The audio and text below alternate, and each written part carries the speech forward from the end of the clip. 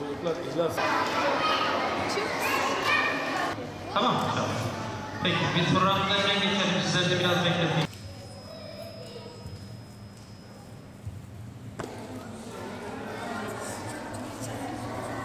Bugün yaz Kur'an kursları oldu. Camiye geldim. Öbür arkadaşlarımın da gelmesini istiyorum. Kur'an-ı Kerim'i öğrenmelerini istiyorum. Kur'an-ı Kerim çok güzeldir. Herkes okusun istiyorum. Geçen yıllarda da geliyor musun camiye? Evet, her yıl geliyorum.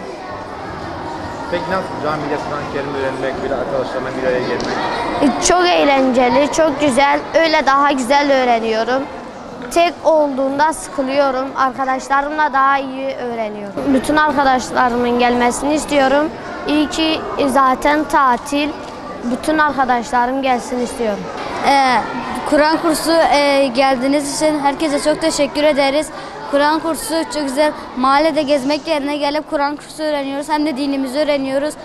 Bu yüzden çok mutluyum geldikten sonra. Geçen sene de gelmiştim. O zaman da öğrendim. Hep Büyük Kur'an'a da geçmiştim. Kur'an-ı Kerim öğrenmek çok güzel. Kur'an-ı Kerim okumayı çok seviyorum. Çünkü dinimizin bir kaynağı da o. Kur'an-ı Kerim'dir. Bu yaz kursuna geldim. Geçen sene olmadığım için bu yaz çok sevdim. Yaz kursunda peygamberimizi, dinimizi öğreniyoruz. Yaz kursunu ilkini açmışlar. Kur'an-ı Kerim ve dinimizi öğrenmek çok güzel bir şey. Peygamberimiz sallallahu aleyhi ve sellem Allah'ımız da onlarla birlikte geçmektedir. Bu ay yaz Kur'an kursunun başladığı için çok mutluyum. Bazı arkadaşlarımızın da gelmesini çok istiyorum. Peygamber Efendimizin hayatını öğreniyoruz, dinimizi öğreniyoruz, Kur'an-ı Kerim'i öğreniyoruz. Yani çok güzel bilgiler alıyoruz. Her çocuğun gelmesini çok isterim. Bütün çocuklarını gelmesini isterim. Her anne baba da istiyordur Kur'an-ı Kerim'ini öğrenmesini çocuklarının.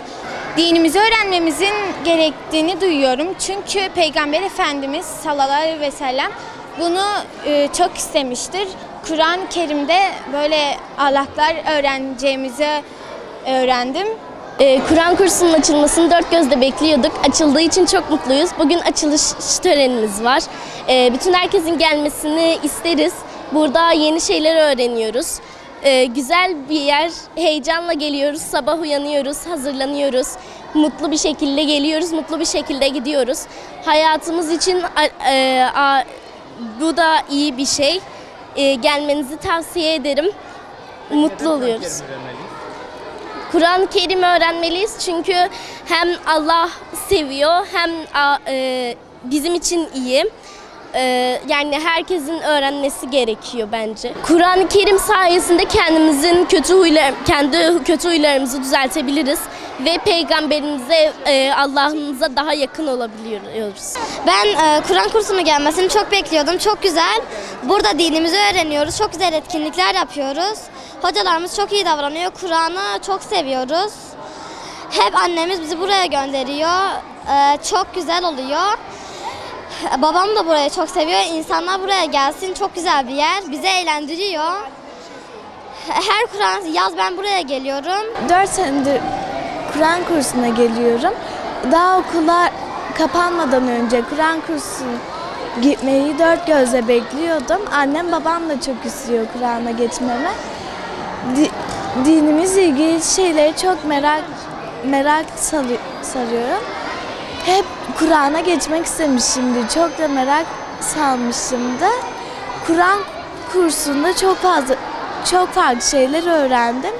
Daha da öğrenmek istiyorum.